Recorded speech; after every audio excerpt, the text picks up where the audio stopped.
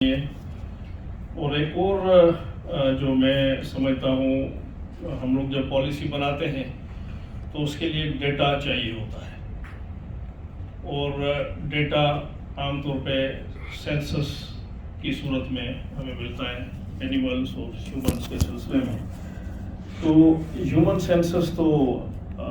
2017 میں بھی ہوئی، اب بھی ہو رہا ہے، اچھی بات ہے، بالکل ہونی چاہیے، لیکن اینیمل سینسس 2006 کے بعد نہیں ہوئی۔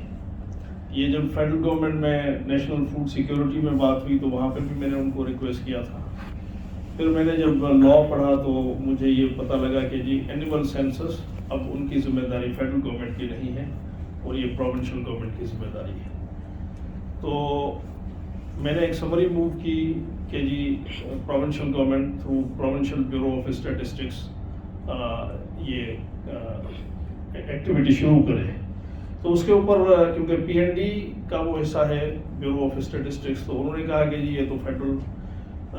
سبجیکٹ ہے، تو میں نے ان کو وہ نوٹیفیکیشن لگا کے دیا کہ جی 18th امینڈمنٹ کے بعد یہ ہماری ذمہ داری۔ تو اس کے بعد سے آج تک اس سمری کا کچھ پتہ نہیں لگ رہا ہے کہ وہ سمری کہاں ہے۔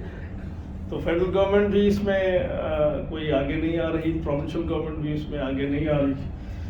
تو اس کو تھوڑا سا حصہ بنائیں پالیسی کا، تاکہ اس کو ہم پھر کسی اور فورم پہ بھی لے جائیں۔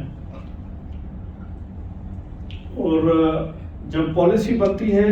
تو اس کے بعد اسٹریٹجی بنتی ہے کہ جی اس پالیسی کے اوپر کس طرح عمل ہونا چاہیے،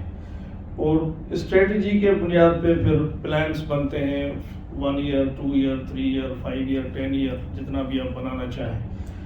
تو یہ آپ کا جو ورکشاپ ہے اس میں تو یہ تینوں سبجیکٹس ہیں، تو میں چاہوں گا کہ اس کو آپ اس کانٹیکسٹ پہ دیکھیں۔ پلاننگ کا یہی کانٹیکسٹ ہوتا ہے، اس طرح بنتا ہے۔ اور میں حامد صاحب کا شکر گزار ہوں کہ وہ تشریف لائے اور انہوں نے یہ ورکشاپ کنڈکٹ کیا۔ پہلے بھی حامد صاحب یہاں پہ آئے تھے تو میں نے ان کو سنا تھا، بڑا میں امپریس ہوا تھا کہ لائف اسٹاک کے بارے میں ان کی بڑی ماشاءاللہ اچھی نالج ہے۔ تو میں سمجھتا ہوں کہ ان کی نالج کا ہم فائدہ اٹھائیں گے، اور اس پالیسی میں وہ ریفلیکٹ ہوگی حامد صاحب کی نالج، اور پھر ان کا پلاننگ کمیشن کا ایکسپیرینس بھی۔ ریسنٹلی فشریز سائٹ پہ ایک آپ لوگوں نے سنا ہوگا، کیونکہ میں فشریز کا سیکرٹری بھی ہوں، تو جھگڑا چل رہا ہے جی بلوچستان میں جو ٹرالنگ ہو رہی ہے، اور سندھ بیسڈ ٹرالرز جو وہاں پہ جا کے کرتے ہیں، تو اس میں خاص طور پہ منسٹری آف ڈیفینس اور منسٹری آف میری ٹائم افیئرس یہ لوگ بڑے پریشان ہیں، اور ان کو سمجھ نہیں آ رہی کہ کیا کریں کیا نہ کریں۔ تو میں نے جب فشریز ایکٹ پڑھا تو مجھے لگا کہ وہ بالکل جو ہے یعنی پریلیمنری قسم کا لا بنا ہوا ہے،